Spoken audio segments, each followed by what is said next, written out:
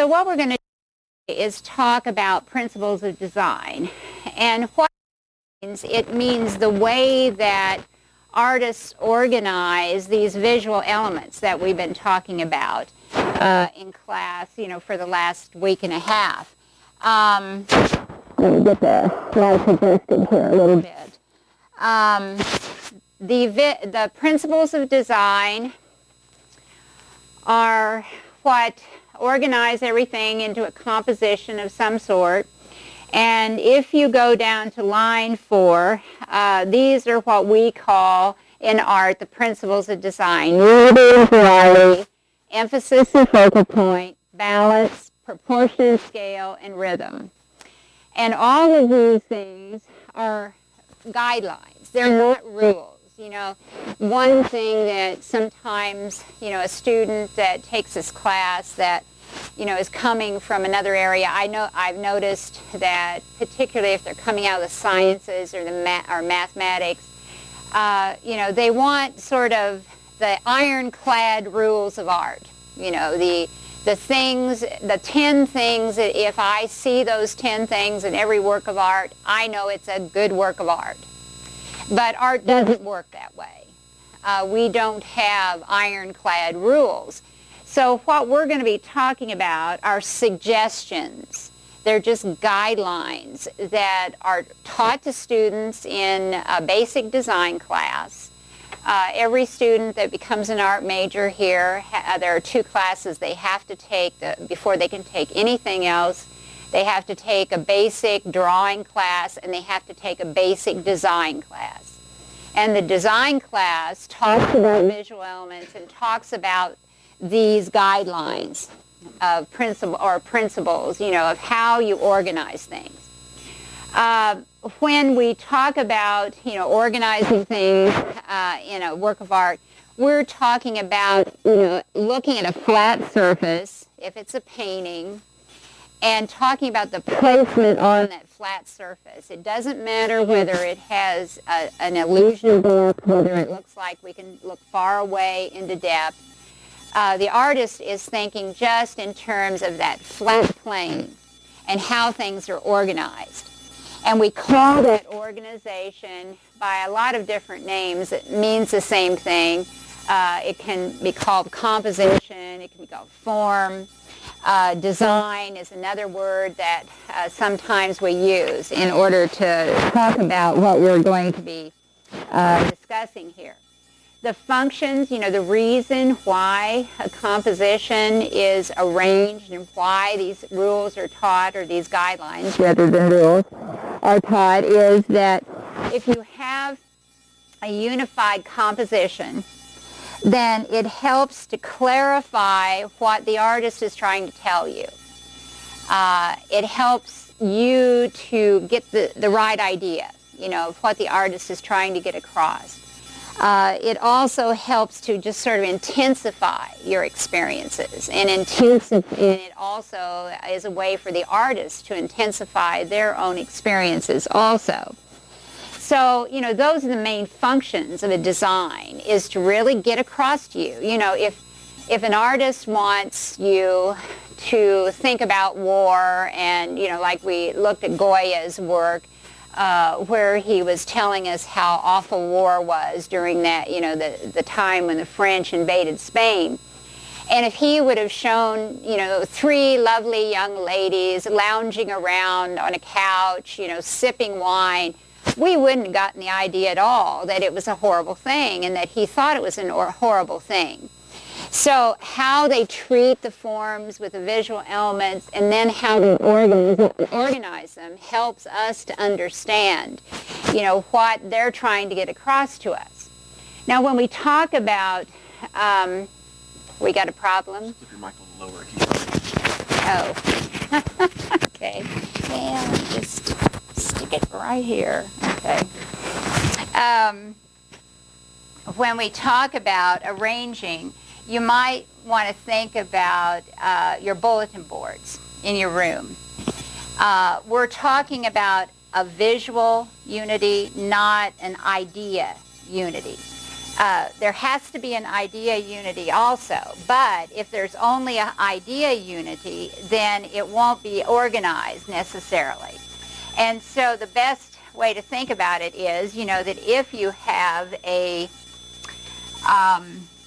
bulletin board at home, and say you start collecting various things, and so maybe you have an invitation to some event that you tack on to your bulletin board, and then maybe you buy a pennant from Fort Hayes, and you tack that onto your board, and you just begin to tack on a lot of different things that you collect in your time while you're here.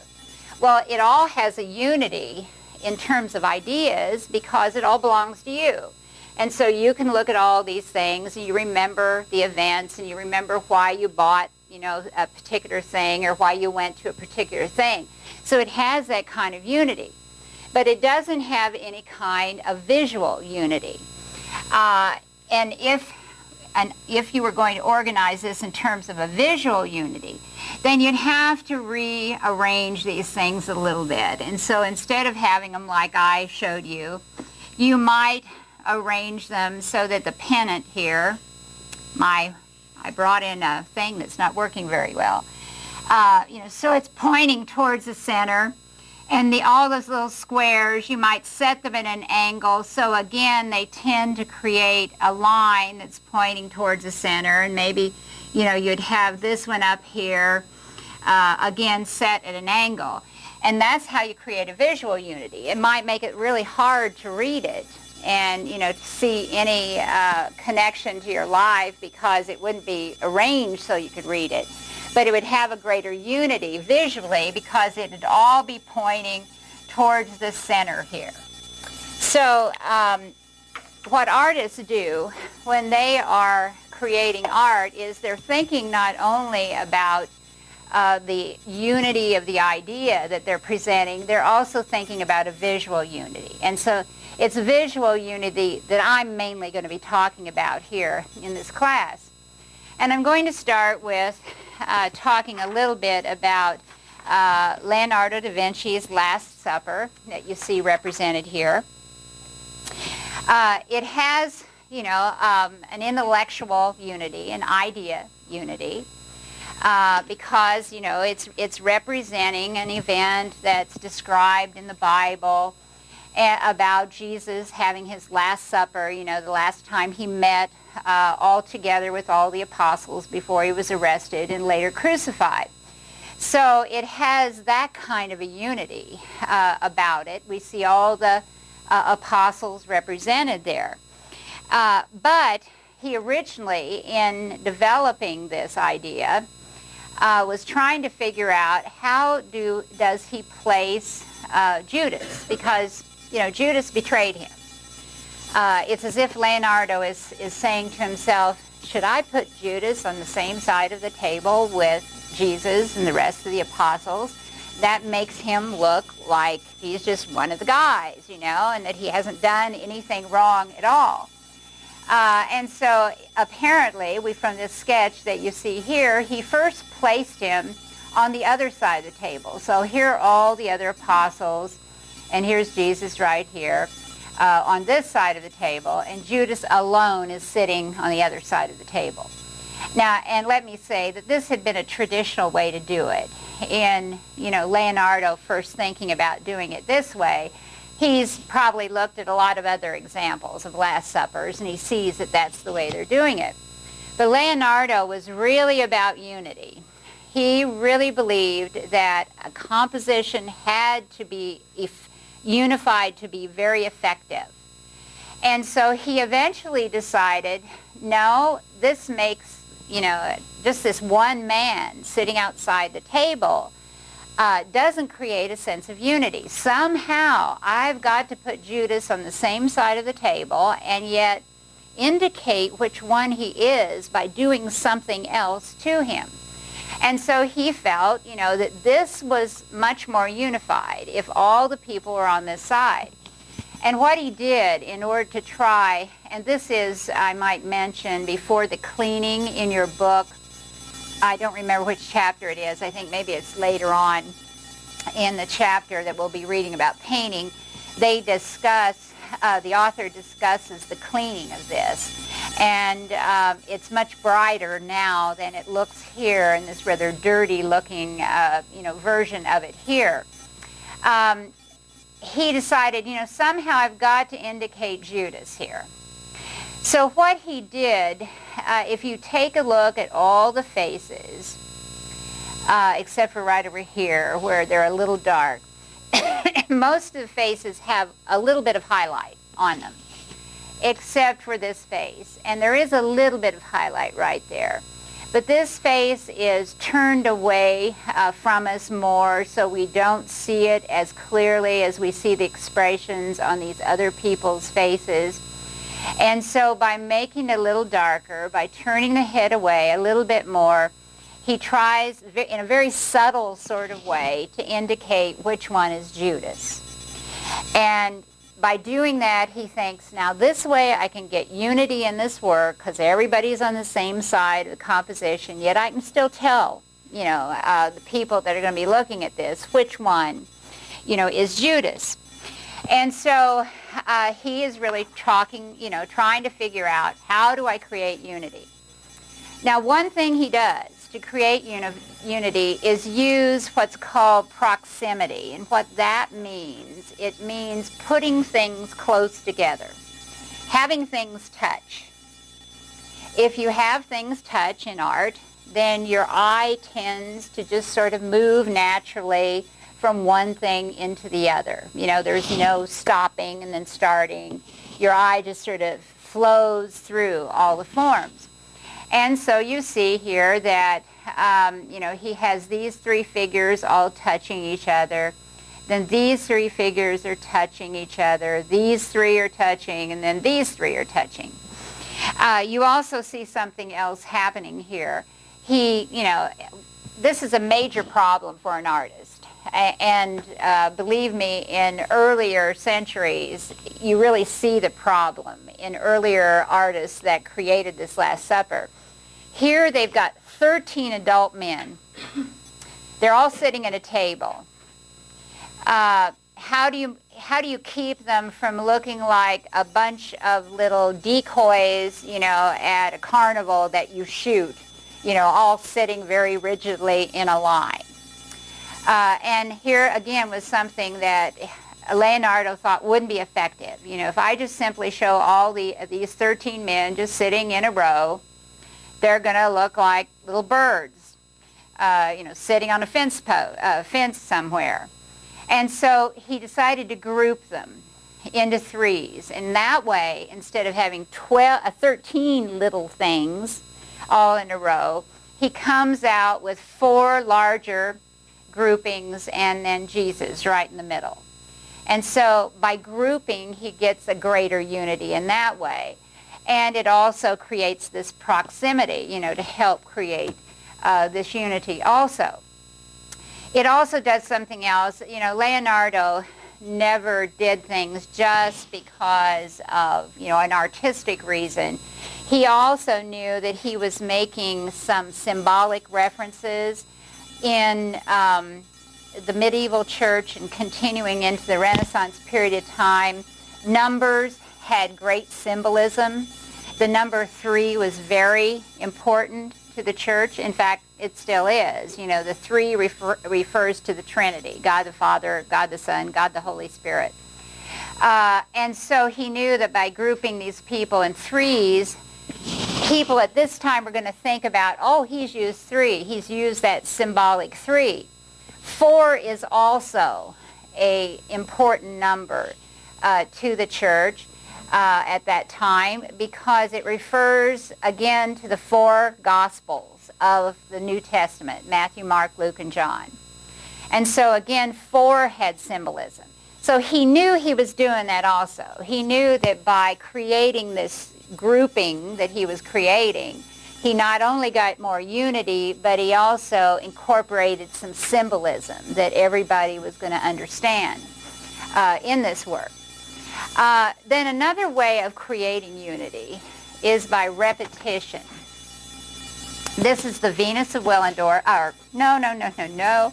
It's the woman from Willendorf. She used to be called Venus, and that's the way I learned her when I was going to school.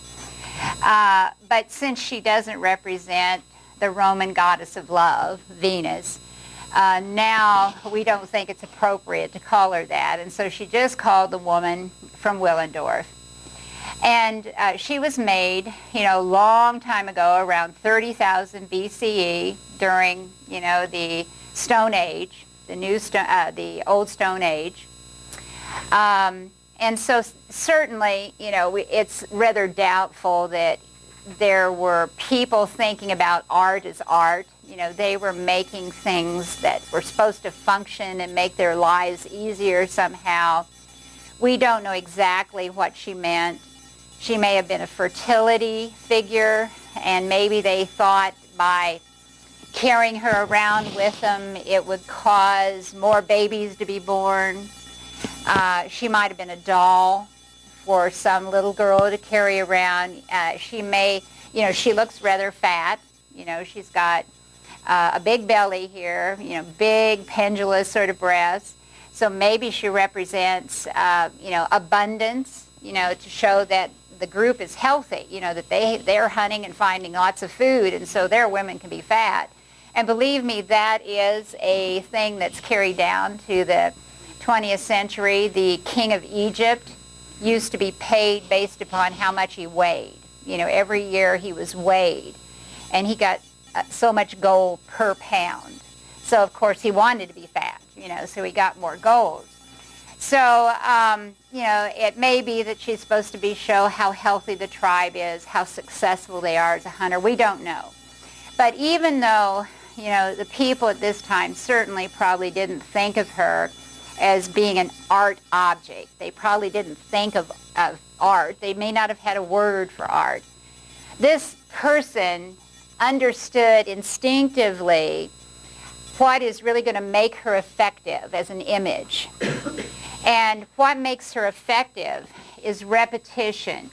He's repeated, or she, whoever made this, we don't know who the artists were at this time either, and it very well may have been women, because they may have had more time to make things like this than the men did, because the men were hunting more.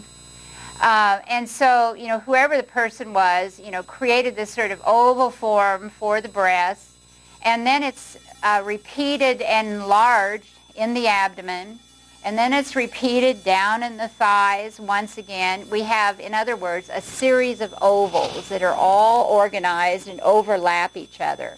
And so that creates a sense of unity.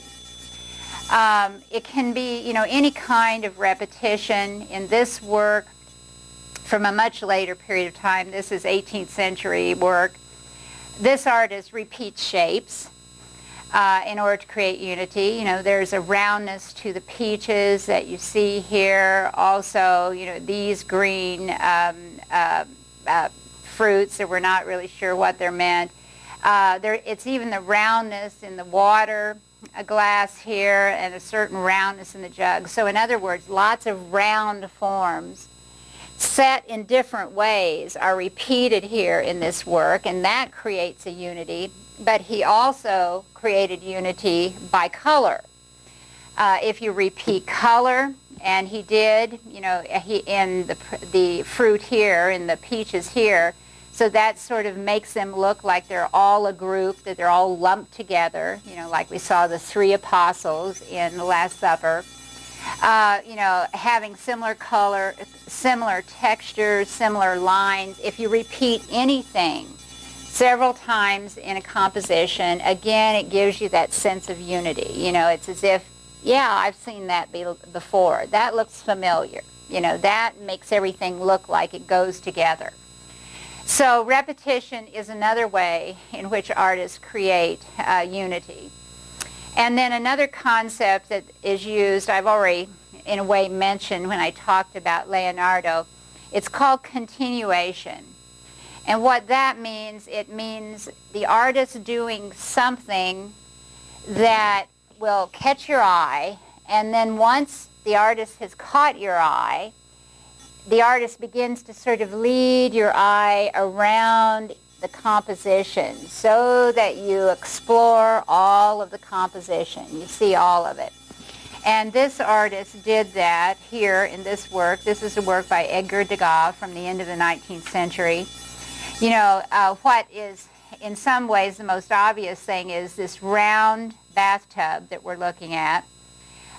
You know, the roundness of the form, the edge of the form just leads us around. And we get over here, and then all of a sudden this, you know, handle for this brush projects out over that round form. So, and it's lighter in value, so it sort of catches our eye, and so we sort of are led off into the brush, which touches this towel that is lying here. The towel touches this urn of water and touches this other vessel right here. And so, you know, we're continuing around following, you know, this setup of these various objects that the artist has created. So that's what's meant by a continuation. And again, it's a way that it leads us around through the composition so that our brain says, oh, all of this hooks together. All of this belongs together. And so we have that sense of unity within this. Now, and handling also will do it. And by handling, I mean how the artist actually uses the materials that they're making the art out of. So, for example, this is Vincent van Gogh's Starry Night that we're looking at here. And he handles paint, you know, with very obvious brush strokes. You know, we can see here all the brush strokes that he's used to apply that paint on the canvas. And he's organized all of these separate brush strokes into this sort of swooping form that you see here, you know, that sort of pulls our eye around and over, and then we're sort of double backed right at this point, which is about center, you know, high center in the composition. So we sort of stop there for a minute. And then, you know, we notice that, oh, the line's going on, so then we follow it over into this little swirl right here.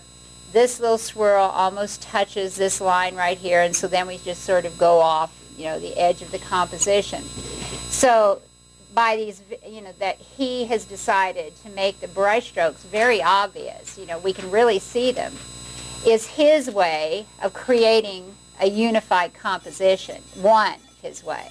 You know, he also does it by repeating shapes. You know, we have different sizes of these circular shapes.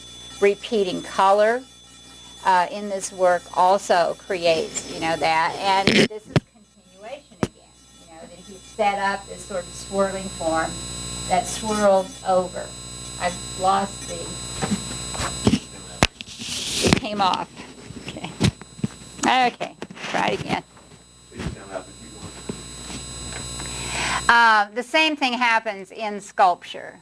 Sculpture also can be handled in a way that makes us think of a unity of a form. This, for example, is made by Henry Moore. It's two separate pieces. You really can't tell because they look like they're connected right at this point, but they actually aren't. They're actually separated.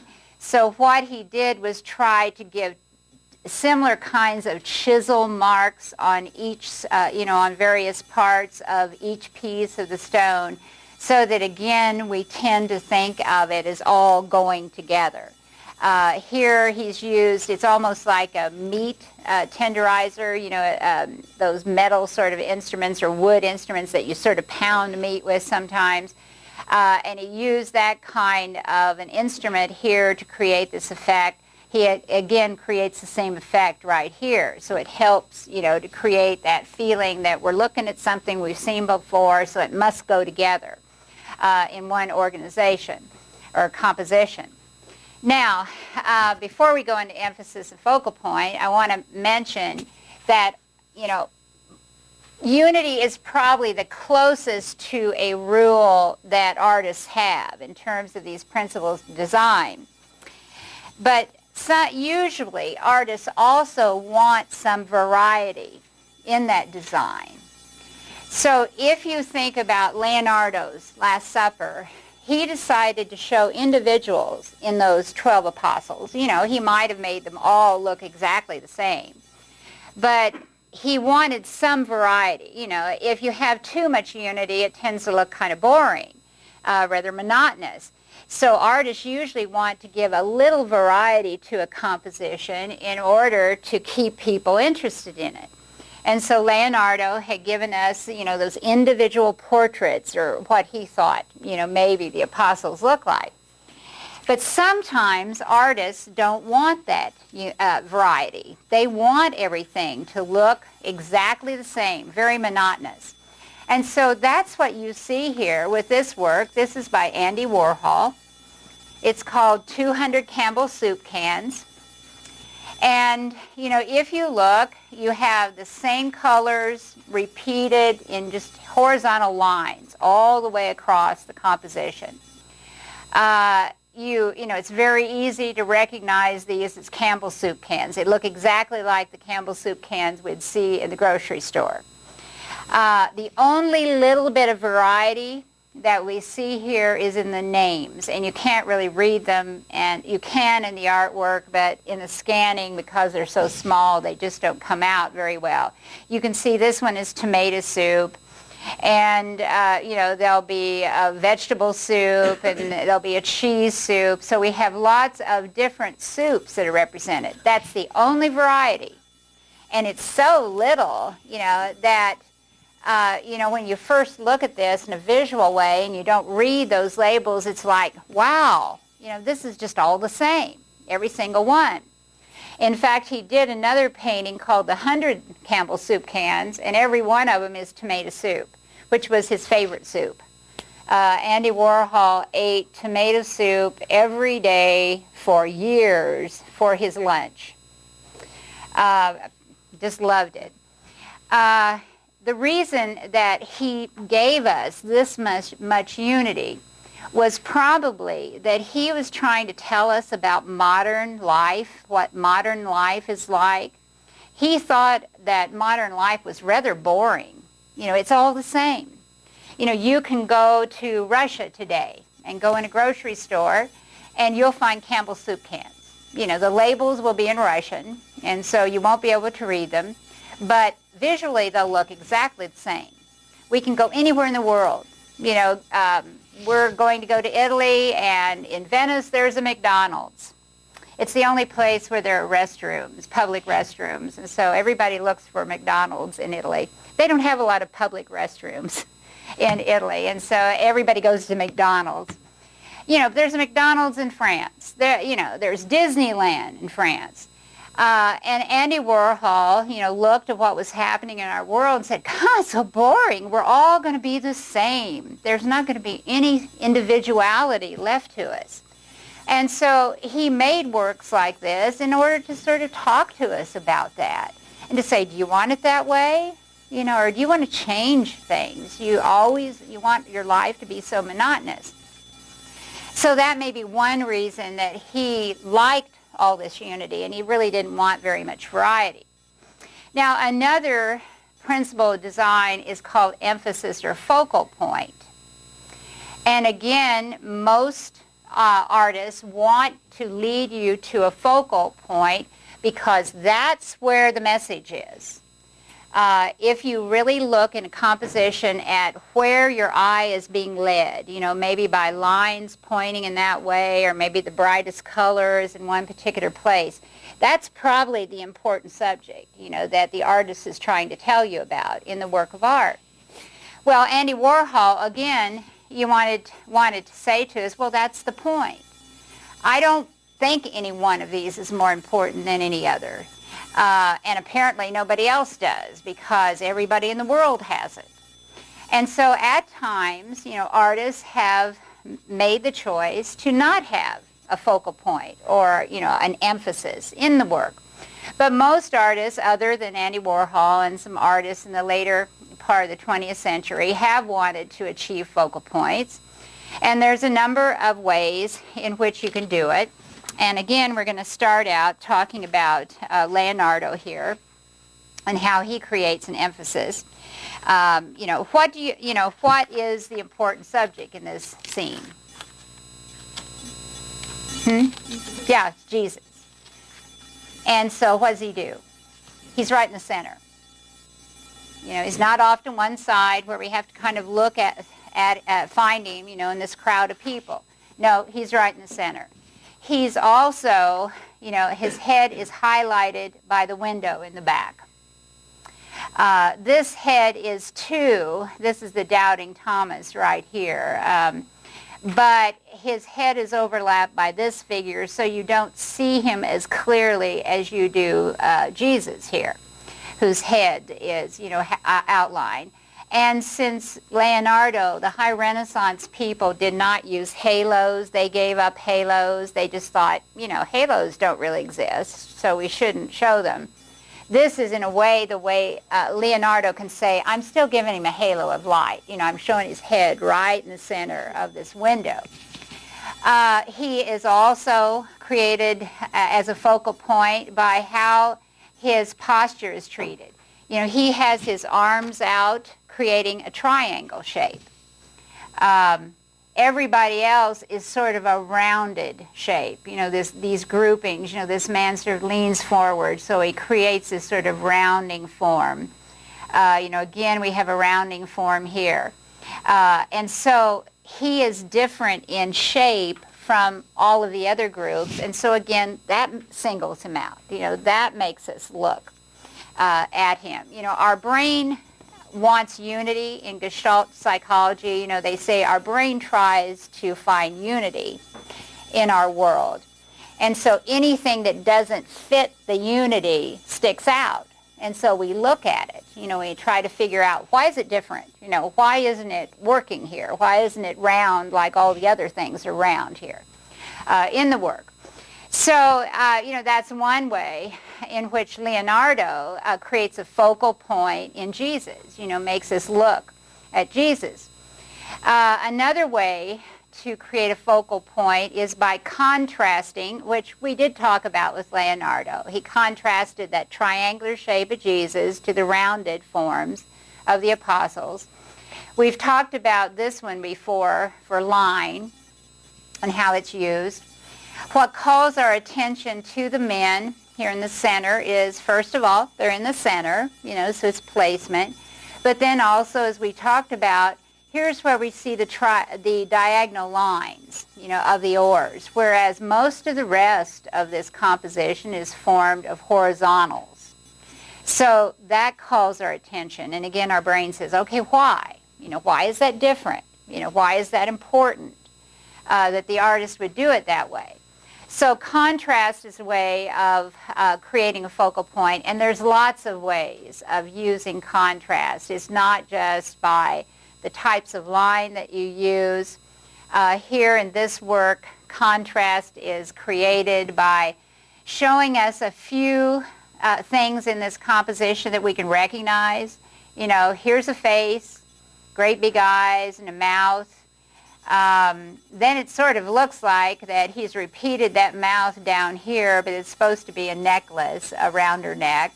The breasts, you know, in other words, we have a few recognizable things in what, you know, in a composition that otherwise looks very messy, you know, lots of big, messy areas of paint. So we gravitate towards what we can figure out, what we can recognize. The representational areas.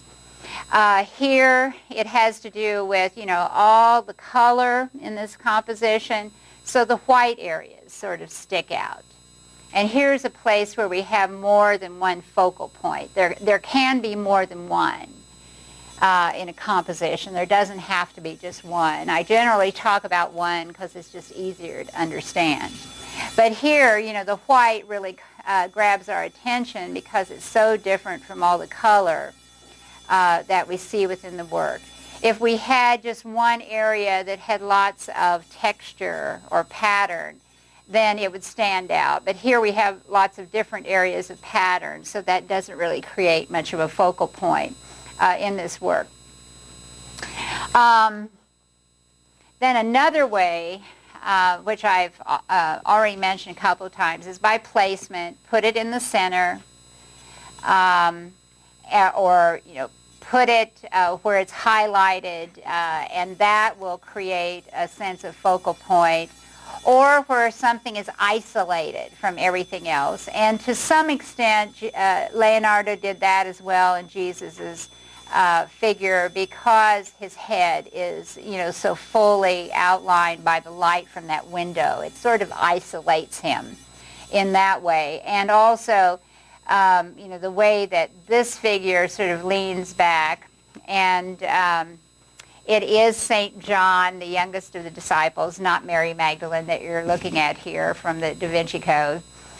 We have many other examples of the Last Supper where St. John's always shown a similar way, and where it's much easier to recognize that it's a man rather than a woman.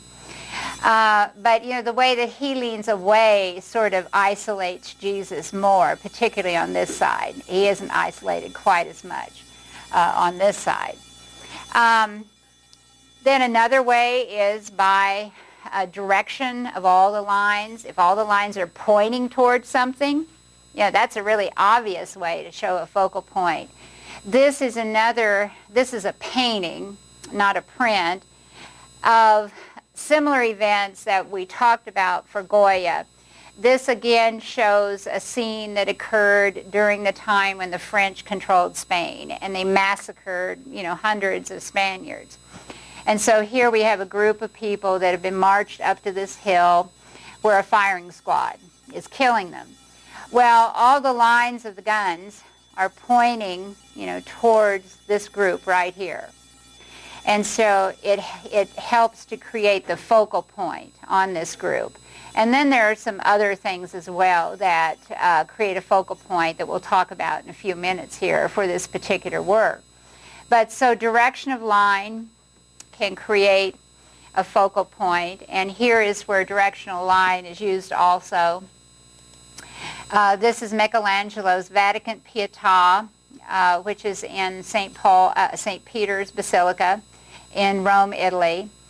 And just like we saw in another sculpture that we looked at, the lines of Mary's drapery are all pulling us up towards the body of Jesus. And then also her glance. She's looking down at his body, and so that implied line of her eyesight also focuses us in, on his body that she's holding on her lap. Then other things that Goya is doing here is light. The way that he highlights one part of the composition, again, makes us look at that area. This man right here with this white shirt on and the yellow pants really stands out, and that's another thing that does it, is by color. The color here really stands out against all the grays and all the browns in the composition. And light also, there's a light from this lamp right here. This is a lamp that they've brought up in order to light the scene so they can see who to shoot. And that light is hitting his white shirt and really making him glow. And so by manipulating the light, by using the strongest color in an area, again, you create a focal point in that area. And then another thing that always attracts our attention is where there's the most detail or the goriest detail. We tend to be, human beings are voyeuristic. We tend to gawk at other people's pain. And maybe we do it because we're thinking, I'm so glad it's not me. But, if there's an accident, as we're driving by the accident, we're all trying to look and see what's happened, see if anybody's hurt.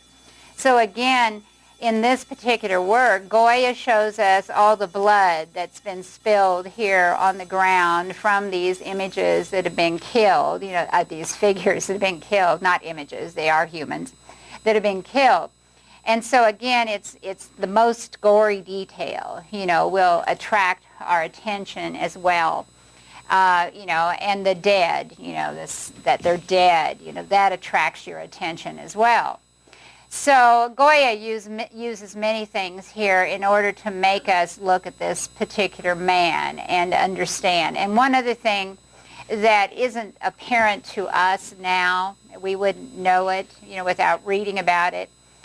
The way that he treats this man with his arms sort of held up in a V kind of shape. In Spain at this time, they had crucifixes with Jesus on them.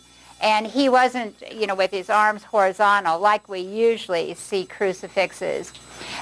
They were called forked crucifixes, and the arms went up, and his arms were like this in sort of a V shape. And so at this time in Spain, a lot of people would have looked at this and said, oh my God, it's just like those crucifixions of Jesus that I've seen. And so they would have understood, the Goya is sort of saying this figure is symbolizing a sacrificial lamb, like Jesus was sacrificed for our sins, according to the church. This man is sort of being sacrificed for Spain. And so they would have made that connection. And so again, it's a subject matter thing that they would have understood. We don't understand it, without reading about it, knowing that's what they did. Then another principle of design is called rhythm. I may ask you to talk about rhythm. I would never give you a work of art and ask you to tell me what kind of rhythm is in it, because it's not that easy to see. It's one of the more difficult sort of things to see. Just when we're talking about rhythm in visual art, we're talking about mostly the movement of the viewer's eye, how the viewer's eye is moved by the artist around the composition. And so, for example, here, this sort of cloud formation that he creates, really sort of catches your eye and sort of moves you through the composition in sort of an undulating, smooth sort of way. It's continuous. But there are also some more staccato sort of rhythms in the different circular forms of the stars and the moon that he shows. If you know a lot about music, and if you think about music, the bass line in music is usually the beat that sort of establishes the rhythm in a composition. Well, the stars and the moon here are sort of like those beats. They're sort of the underlying structure. And then this is sort of like the melody, that is flowing on top of the beats below. So, by repetition often, the artist is able to give you different kinds of rhythms within art. But it's difficult to see, if you're really not attuned to visual arts. This is just another kind of rhythm. It's even more staccato in effect than what we saw in The Starry Night. This is by a Dutchman named Piet Mondrian. And this is, art from the 20th century. This is called Broadway Boogie Woogie. He liked jazz a lot. And he came to the United States in the early 40s to get away from the war, World War II, that was taking place in Europe. And when he came to the United States, it changed his style. And he began to work with these smaller squares of color that he would use to sort of create larger, squares. But they don't have, the repetition of the color doesn't seem to have any particular organization. It's not like he's saying, okay, every third square is going to be orange or every fourth square is going to be red. If you try to find a kind of organization for it, you really don't find it. So as he leads you around, say maybe your eye catches this orange, and that's just where you start. Then your brain sort of starts jumping from one orange square to the other. But your brain says, hey, there's no particular order here to when he's repeating it. And so it creates kind of a staccato, jumpy kind of rhythm to it. And so that's why he named it Broadway Boogie Woogie, because he thought it was approximating the kind of music that he heard, the kind of jazz music that he heard at this time. So, that's just a couple examples of how rhythm works in art. But as I said, I'm not going to test you on it other than maybe to ask you a question about what rhythm is. I wouldn't really show you a work of art and try to have you figure out a rhythm. I think we'll stop right here and we'll finish this up on Thursday, and then we'll have some time for review before the test.